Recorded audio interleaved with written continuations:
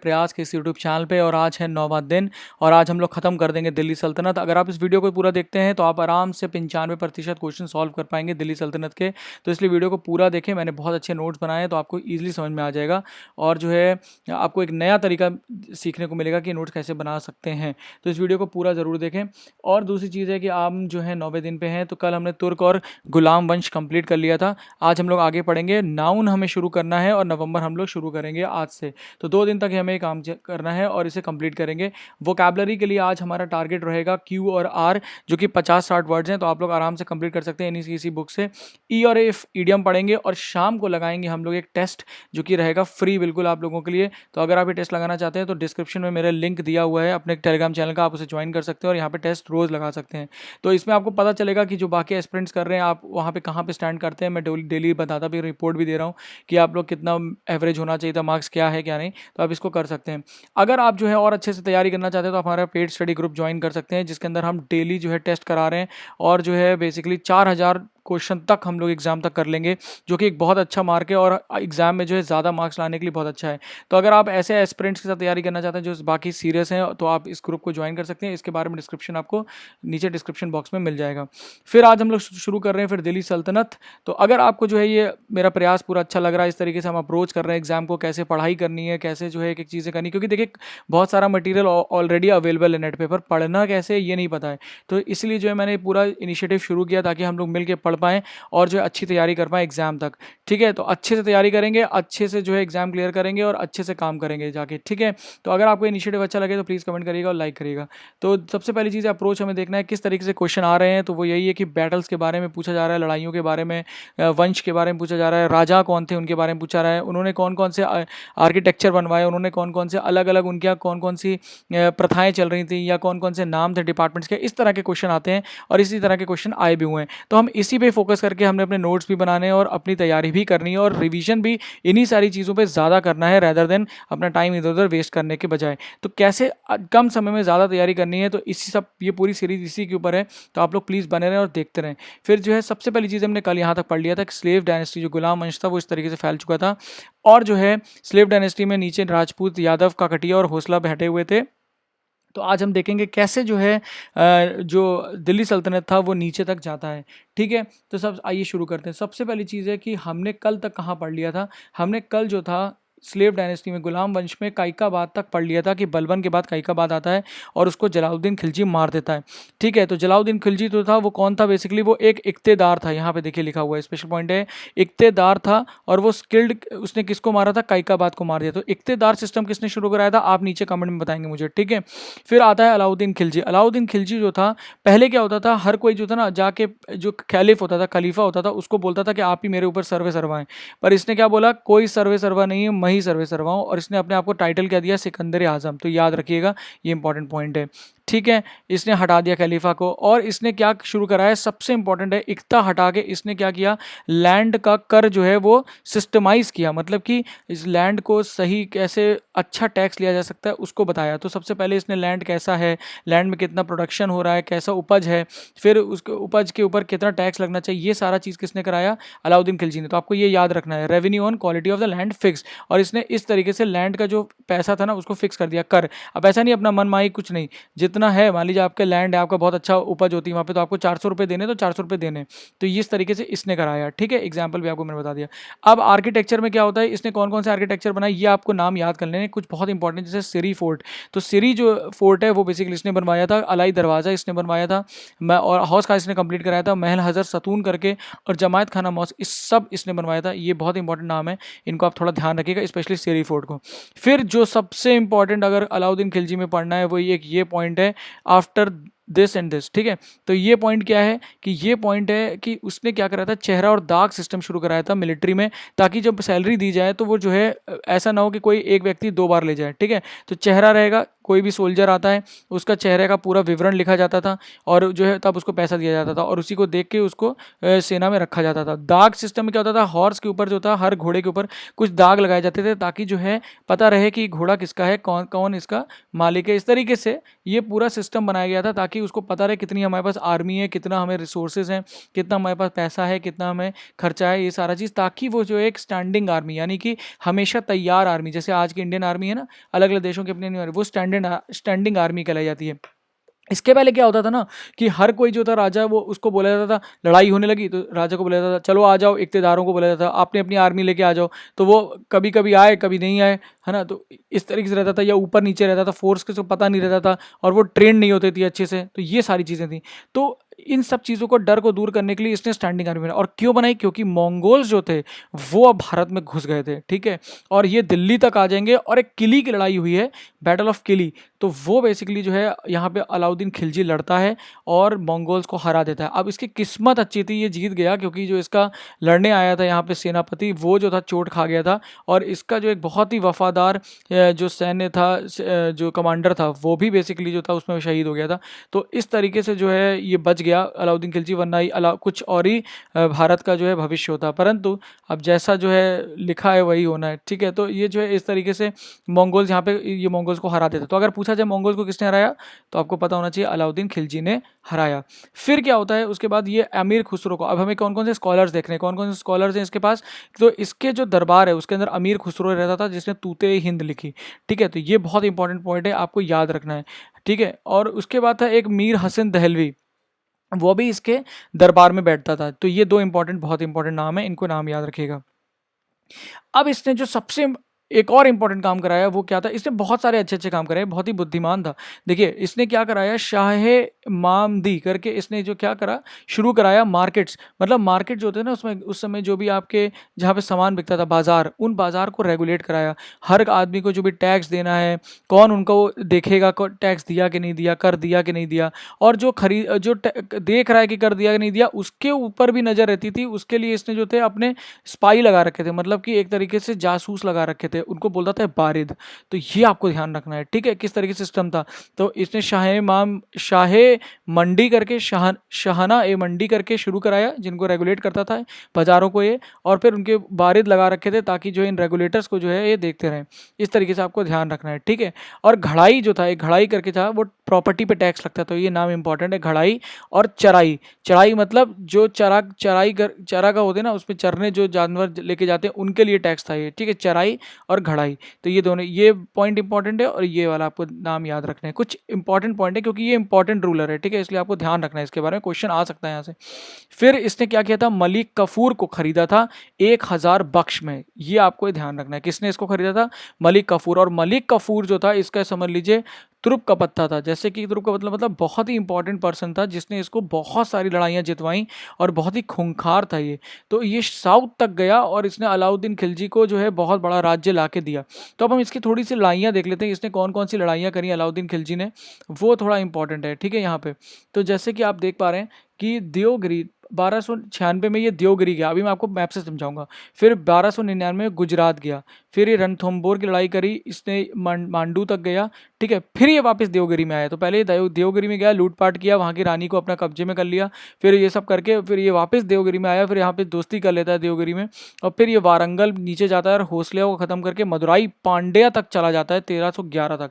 अब आपको मैं मैप पे दिखाता हूँ, ये ध्यान से समझिएगा, ठीक है। तो यहाँ पे पहले स्लेव डायनेस्टी थी ना, ये इसने जो है पहले ये गया यहाँ से लड़ता लड़ता यहाँ तक गया देवगिरी तक, देवगिरी में आया, देवगिरी से ये वापस इधर आएगा रणथंभौर गुजरात की तरफ, फिर रणथंभौर की तरफ, फिर ये वापस देवगिरी में आता है, दोस्ती करता है। क्योंकि इसको जो था ना, देवगिरी जो एक ऐसी जगह थी कि इसको बोलते थे दक्कन का दरवाज़ा, क्योंकि यहाँ अगर आपको नीचे जाना है ना तो आपको एक जगह चाहिए, स्ट्रॉन्ग होल्ड चाहिए ना यहाँ पे, ताकि आप यहाँ पे अपनी सैनिक रख पाएँ, कुछ रसद हो कुछ। तो इसने यहाँ पे फिर दोस्ती कर लेता है यहाँ पे, है ना, ये फिर यहाँ पे अपनी सैनिक वैनिक रखता था और इधर उधर अटैक करता था। तो इसी तरीके से हौसला तक ये गया और नीचे मदुरई जो था, जहाँ पे पांड्या राज्य था, वहाँ तक ये पहुँच चुका था और अटैक करके आया था, ठीक है। तो ये इंपॉर्टेंट पॉइंट है, आप ध्यान रखिएगा इस बात का, ठीक है। द्वार समुद्र जो था होयसला में, ये वहाँ तक गया था लड़ते हुए, और मदुरई में ये पांड्या से लड़ा था।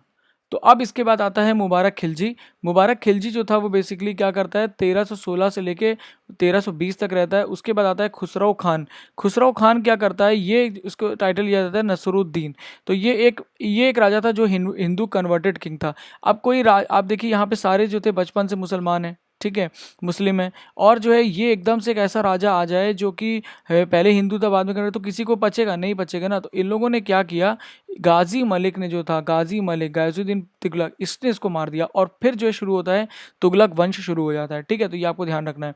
फिर तुगलक वंश हम शुरू करते हैं। तो तुगलक वंश में था गाजी मलिक आता है, और ये क्या होता है, ये गवर्नर होता है दिपलापुर, है ना। और ये जो था इसने क्या किया, अलाउद्दीन खिलजी के जो भी रिफॉर्म लाया था, जैसे जैसे लैंड के अंदर जो चेंजेस लाया था, बदलाव, या जो बारिश सिस्टम, ये सब ये हटा देता है, ठीक है। और ये क्या करता है, तुगलकाबाद करके एक जो है शहर का निर्माण करवाता है। तो ये आपको ध्यान रखना है, तुगलकाबाद किसने कराया था, गयाजुद्दीन बिन तुगलक ने कराया था। मोहम्मद बिन तुगलक ने नहीं, गयाजुद्दीन बिन तुगलक ने कराया था, ठीक है। फिर क्या होता है, ये निज़ामुद्दीन औलिया से इसकी लड़ाई मतलब इसका जो था टसल थी, है ना, लड़ता रहता था, तो वो हमें नहीं, ये ध्यान रखना थोड़ा सा। और फिर क्या करता है ये, जैसे कि मैंने आपको बताया कि इसका जो बेटा होता है वो कौन होता है, मोहम्मद बिन तुगलक, वो इसको जो था मारना चाहता था। तो ये बात ध्यान रखिए। फिर क्या करता है ये कि एनेक्स वारंगल ककटिया जो था, ककटिया भी मैं दिखाता हूँ आपको, और उत्कल का एरिया यानी कि उड़ीसा का एरिया, ये जो है लखनऊती तक ये जो है पूरा कैप्चर कर लेता है। तो कौन कौन सा हो गया, वारंगल, ककटिया का, और ये सब। तो ये जो ककटिया का एरिया दिख रहा है ना आपको, ये ककटिया का एरिया और यहाँ का थोड़ा एरिया, ये सब जो है ये कौन कर लेता है, कौन कैप्चर करता है, गयाजुद्दीन बिन तुगलक। ये बात ध्यान रखिएगा थोड़ा सा, ये इंपॉर्टेंट पॉइंट है यहाँ पे, ठीक है। उसके बाद आता है मोहम्मद बिन तुगलक, जो कि बहुत इंपॉर्टेंट है, और इसको पागल राजा भी बोलते थे। और इसका एक और नाम था जिसे बोलते थे जौना खान। तो जौना खान याद रखिएगा, पागल राजा याद रखिएगा। क्यों कहते हैं पागल राजा, इसने 5 एक्सपेरिमेंट्स करे, मतलब जो है ऐसी चीज़ें करी जो कि बहुत ही बिना सर पैर की, बिना कोई प्लानिंग के, और जो है इस तरीके से चीज़ें करी। तो पहला चीज़ थी कि कैपिटल, इसने अपना कैपिटल जो है, जो राजधानी थी, उसको चेंज कर दिया।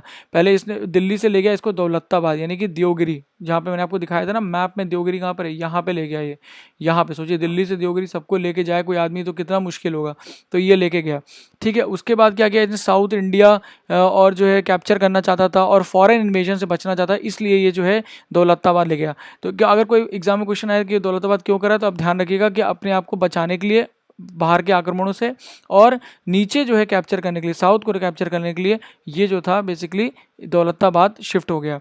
उसके बाद इसने सिटी बनाई दिल्ली में, उसका नाम रखा इसने जहानाबाद, सिटी इन दिल्ली, ठीक है। दिल्ली में सिटी, इसने वापस से दिल्ली आया लौट के, वापस फिर आता है लौट के, और वहाँ पे दिल्ली में क्या बनाता है, जहाँ पना करके एक सिटी बनाता है दिल्ली में, ठीक है। तो ये बात ध्यान रखिएगा।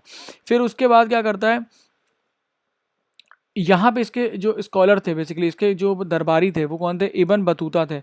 इबन बतूता जो था बेसिकली उसने क्या किताब उल रोहेला लिखी, ठीक है। और ये 8 साल इसके जो है दरबार में रहा। इबन बतूता याद रखिए किसके दरबार में था, इन्हीं के पागल राजा के ही दरबार में था, ठीक है। फिर इसने क्या शुरू कराया, टोकन करेंसी शुरू करा दी इसने। पहले जो था सिल्वर टंका चलता था। आप मुझे बताइए कौन शुरू कराया था, सिल्वर टंका किसने शुरू कराया था, मैंने आपको कल बताया था।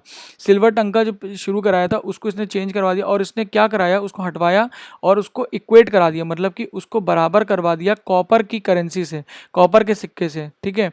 तो कॉपर जो है तांबे के सिक्के से अगर किसी चीज़ को, वो भी सिल्वर को करा दोगे, तो लोग क्या करेंगे, ज़्यादा ज़्यादा तांबा छापेंगे और आपसे कहेंगे हमें चांदी दो। तो वही चीज़ होने लगी, और इसके वजह से क्या हुआ, पूरा का पूरा जो इसकी इकोनॉमी थी वो गिर गई। तो ये इसका सबसे बड़ा जो था मतलब गड़बड़ इसने करी थी। फिर उसने क्या करा, जो दोआब का एरिया था, एक गंगा दोआब का एरिया है ना, वहाँ पे इसने जो था बेसिकली जो है वहाँ पे बहुत ज़्यादा टैक्स लगवा दिया, और उसके वजह से रिवोल्ट हुआ वहाँ पे एक तरीके से। तो रिवोल्ट का मतलब एक तरह से लोगों ने बगावत करना शुरू कर दिया, ये सारी चीज़ें। तो ये थोड़े कुछ पॉइंट्स है। फिर इसमें कुछ इंपॉर्टेंट पॉइंट हैं, जैसे कि दीवानी को जो है इसने जो है एक डिपार्टमेंट मतलब बनवाया था, वो एग्रीकल्चर यानी कि कृषि से रिलेटेड था। और दीवानी को ही आपको नाम याद रखना है, ठीक है। दीवानी को ही किससे रिलेटेड था, एग्रीकल्चर से। और तकव्वी करके जो है लोन देता था ये कृषि में। तो तकव्वी और दीवाने को ही, ये दोनों इंपॉर्टेंट नाम है, तो ये बात ध्यान रखिएगा, ठीक है। उसके बाद इसने क्या कराया, इसने 2 स्टेट्स को स्टैब्लिश इसके टाइम पे हुए, जो कि आपको ध्यान रखना है इसी के टाइम पे, वो थे विजयनगर और बहामी कंडम। तो विजयनगर का यहाँ पे जो है एक तरीके से राइज होता है, मतलब वो वहाँ पे साउथ में जो है वो आने लगता है। तो यहाँ पे विजयनगर राज्य आएगा, और बहामी कंडम यहाँ पे आएगा, इसके नीचे देवगिरी के। और यहाँ पे जो है तो मोहम्मद बिन तुगलक बैठा हुआ है, अपना राज्य कर रहा है। फिर आ जाते हैं खुसरौन एक्सपेंडिशन, और जो है इसने सबसे एक और जो गलती करी थी वो थी खुसरौन, एक जगह थी वहाँ पे गया था मंगोल्स को हराने, ठीक है, कोराचियल एरिया में, जो कि बहुत अफगानिस्तान से इस तरफ का एरिया है। तो यहाँ पे लड़ने वड़ने गया, और जो है ये वहाँ से भी जो है थक हार के वापस चला आया। पर वहाँ पे जब ये कुछ कर नहीं पाया तो वापस चला गया हिमाचल प्रदेश, यूके, और वहाँ पे जाके यूके मतलब ये यूनाइटेड किंगडम नहीं है, ये उत्तराखंड है, ठीक है। तो ये जो है यहाँ से जब कुछ कर नहीं पाया इस एरिया में, तो ये क्या गया, हिमाचल प्रदेश गया और उत्तराखंड गया, और उत्तराखंड में यहाँ पे लूट मार के कांगड़ा वांगड़ा से वापस दिल्ली चला आया, ठीक है। अब कुछ तो बोलेगा ना, घर आएगा कहेगा क्या लूट के लाए हो तो बोलेगा कि कुछ नहीं लूट के लाए, तो बेइज्जती होती है। तो यहाँ तक गया ये, और ये कुछ लेके आया, ठीक है, जोक सपाट। फिर क्या होता है, वैक्यूम जो है, फिर इसके मरने के बाद क्या होता है कि एक वैक्यूम आ जाता है कि अब राजा कौन बनेगा इस तरीके से। तो फिरोज शाह तुगलक जो है फिर वो गद्दी पे बैठता है, और इसको जो है कौन बैठाते हैं, उलेमास। अब उलेमास कौन थे, मैंने आपको कल बताया था, है ना। तो उलेमास जो है एक तरीके से फिर से यहाँ पे बहुत ताकतवर हो गए हैं, और वो जो है एक तरीके से डिसाइड कर रहे हैं, सोचिए राजा कौन होगा। तो ये क्या करते हैं, इक्ता सिस्टम को फिर से लगा देते हैं, क्योंकि उलेमास को चाहिए पैसा और नोबल्स को चाहिए पैसा। तो पैसा कैसे मिलेगा, जब उनको लैंड मिलेगा, तो इक्ता सिस्टम वापस आ जाता है, तो ध्यान रखिएगा, ठीक है। तो यहाँ पे आ जाता है इक्ता सिस्टम वापस। तो और डेवलपमेंट और कारखाना यहाँ पे बनना शुरू हो जाते हैं, अलग अलग चीज़ों के कारखाना करके यहाँ पे डेवलपमेंट बढ़ता है, ठीक है, जैसे कि हथियार का और ये सारी चीज़ें। फिर उसके बाद आर्किटेक्चर जो होता है, यहाँ पे थोड़ा ध्यान रखिएगा कि इसने जो था कुतुब मीनार को रिपेयर कराया था। तो 3 लोगों ने कुतुब मीनार में काम हाथ लगाया है, ठीक है। पहला कौन है, इल्तुतमिश। दूसरा कौन है, पहला है कुतुबुद्दीन ऐबक, दूसरा कौन है, इल्तुतमिश, जिसने कंप्लीट कराया। और जब उसके 2 मंजिल ऊपर की उड़ गए, है ना, बिजली गिर गई थी एक बार, तो इसने जो है उसको कंप्लीट करवा दिया था। ये आपको ध्यान रखना है। इसने क्या कराया था, अशोक के जो पिलर थे उनको जो है शिफ्ट कराया था तोपड़ में, एक जगह है वहाँ से। ये बात थोड़ा सा इंपॉर्टेंट है। और कैनाल इरिगेशन जो है इसने शुरू करवाया था। और फिरोज़ाबाद एक जगह है, वो इसने जो है, और हिसार, जौनपुर, हिसार, फिरोज़ाबाद, ये सारे जो शहर थे ये इसने जो है इस्टेब्लिश करा। इस्टेब्लिश मतलब वहाँ पे इसने जो है सुख सुविधाएं दी, बढ़ाया, और उसको जो है उन शहरों को बड़ा करा, ठीक है। लोग तो पहले भी रहते होंगे, ठीक है। तो जो इस तरीके से ये इसने किया। तो 3 ये शहर याद रखिए, और ये ध्यान रखिए कि कुतुब मीनार इसने ही करवाया था, और अशोक के पिलर्स को इसने शिफ्ट कराया था, और इक्ता सिस्टम लेके आया था। अब जो है दूसरी चीज़ है कि दीवाने खैरात, ये ध्यान रखिएगा। दीवाने खैरात आपने एक यहाँ पे सीख लिया, और दीवाने को ही आपने एक यहाँ सीख लिया। तो दीवाने खैरात जो था ये पुअर के लिए मदद करता था, गरीबों की मदद करता था। अच्छी चीज़ है, गरीबों की मदद करके जो है उन लोगों को हेल्प करता था। दीवाने खैरात अगर पेपर में आया किसने शुरू किया था, तो आपको नाम पता होना चाहिए, फिरोज शाह तुगलक। और फिर इसने जजिया और शुरू करवा दिया, और शरियत जो है, शरीयत, कुआर एंड हदीस, शरीयत का लॉ जो है वो ले आया, ठीक है। शरीयत बेसिकली एक मुस्लिम लॉज होते हैं, उसको इसने जो है इम्प्लीमेंट करा दिया था अच्छे से। और जजिया जो था इसने जो है फिर से जो है इम्प्लीमेंट और तगड़े से करवा दिया था, ठीक है। तो हमने यहाँ पे देखा था कि जजिया शुरू में सबसे पहले किसने लाया था, कुतुबुद्दीन ऐबक लेके आया था, ठीक है। तो बीच में वो हट गया होगा, और उसके बाद फिर से उसने जो है इंट्रोड्यूस कराया। तो अगर पूछा जाए कि किसने इंट्रोड्यूस कराया है, तो कुतुबुद्दीन ऐबक और फिरोज शाह तुगलक, ये 2 नाम याद रखने चाहिए, ठीक है। उसके बाद क्या होता है, इसके मृत्यु के बाद जो एक तरीके से वैक्यूम फिर से बन जाता है। वैक्यूम मतलब कोई राजा नहीं है, बड़ा असमंजस से कौन रहेगा।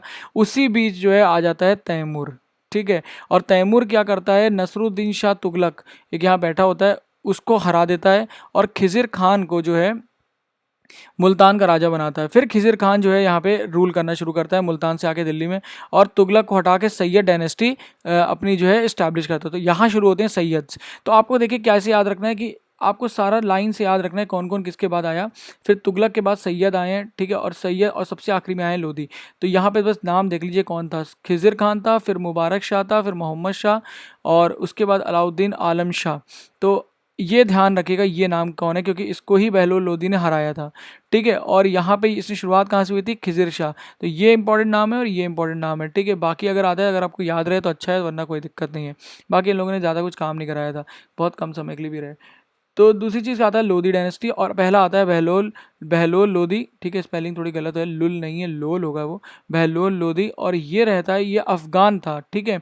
इसको अफ़गान पीर भी बोलते हैं, ये अफ़गानी है। अभी तक कौन थे, तुर्की चल रहे थे, टर्क्स। ये वो टर्की नहीं है आज वाले टर्की, ठीक है। ये टर्की जो थे सेंट्रल एशिया से आए थे, और ये अफ़गानी है, ठीक है। ये अफ़गानी यहाँ से शुरू होता है। तो बहलोती ये जो था, इसने क्या है, नोबल्स को मारा नहीं, जो नोबल्स बैठे थे ना यहाँ पे, इनको मारा नहीं। इनके प्रति ये थोड़ा सा मतलब संभाव रखा, और इनकी मदद ली इसने, क्योंकि ये जानता था मुझे पावर जो है वो थोड़ा सा स्टैब्लिश करनी है, तो किसी को इसने परेशान नहीं किया। फिर आता है सिकंदर लोधी। और सिकंदर लोधी क्या करता है, जो नोबल्स पहले बैठे थे ना, जिनको ये सह रहे थे, क्योंकि सह रहे हो तो कोई शक्तिशाली बनेगा, और इतने बदमाश तो थे ही ये लोग, अपने मन से सब कुछ कर रहे थे एकता थे, तो ये क्या कर देता है, पनिश करता है सबको, और बहुत लोगों की प्रॉपर्टी भी ले लेता है एकता विकता, और ये सारा कुछ करता है नोबल्स के साथ। ऊपर से सिकंदर लोधी जी ना मंदिर भी तुड़वाता है बहुत सारे, जो भी इंडिया में बने हुए थे। तो मंदिर तो बेसिकली गजनी ने खूब सारे तोड़े थे, और ये सिकंदर लोधी ने भी बाद में बहुत सारे तोड़े। ठीक है, मंदिर तो ठीक है, ये लोग इतना ध्यान रखिएगा बस। वैसे ये क्वेश्चन इस पे नहीं आएगा क्वेश्चन तो थोड़ा सा बस पूछ सकता है कौन पहला था कौन आखिरी था। ठीक है, इतना में ध्यान नहीं देना है, सारी चीज़ें लिखी हैं इतिहास में, पर इसलिए मैंने आपको बता दी। फिर गज सिकंदरी जो है यूनिट ऑफ मेजरमेंट था, ये थोड़ा यहाँ पे क्वेश्चन आ सकता है, देखिए ये इंपॉर्टेंट है। तो गज सिकंदरी क्या है, मेजरमेंट की एक यूनिट है, और classify and measuring the land after the Alauddin Khilji. तो अगर पूछा जाए कौन ऐसा व्यक्ति था जिसने जो था अलाउद्दीन खिलजी के बाद जो है लैंड का मेजरमेंट किया है, तो आपको याद होना चाहिए सिकंदर लोधी था। सिकंदर था तो बड़ी सोच रखता था, लैंड को मेजरमेंट करेगा। ठीक है, अलाउद्दीन खिलजी तो था ही, काफ़ी अच्छा रूलर था वो, मतलब लड़ाई झगड़ा और ये सब अपने एम्पायर को फैलाना, काफ़ी मतलब शूरवीर टाइप था। फिर आगरा जो था उसका सेकंड कैपिटल था, ये आपको ध्यान रखना है। ठीक है, दिल्ली था पहला और दूसरा आगरा का था। फिर आ जाता है इब्राहिम लोधी।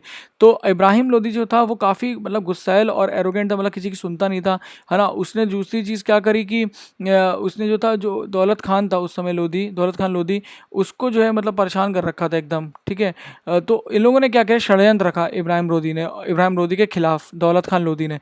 और क्या किया कि बाबर को इन्वाइट किया कि बाबर अब तुम आओ इंडिया, और जो है यहाँ पे जो है लोधी वंश जो है वो कमज़ोर हो रहा है, और लोधी को हटाओ यहाँ से।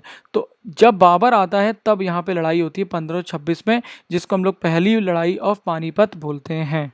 तो यहाँ पे हो जाता है ख़त्म टर्को अफ़गान रूल, यानी कि तुर्क और अफ़गानी रूल का। और इतना जितना भी हमने पढ़ा है आपको ये अच्छे से मैंने समझा दिया, जो आपको एक्स्ट्रा पॉइंट मिले आप इसमें इनकॉर्पोरेट करिए। इसके ख़त्म करने से ख़त्म करने से पहले मैं आपको कुछ इंपॉर्टेंट वर्ड्स दिखा देता हूँ जिनको आपको याद कर लेना है। आप अपने वर्ड इसको लिख सकते हैं अपने जहाँ भी आपके नोट्स हैं, क्योंकि ये इंपॉर्टेंट शब्द हैं।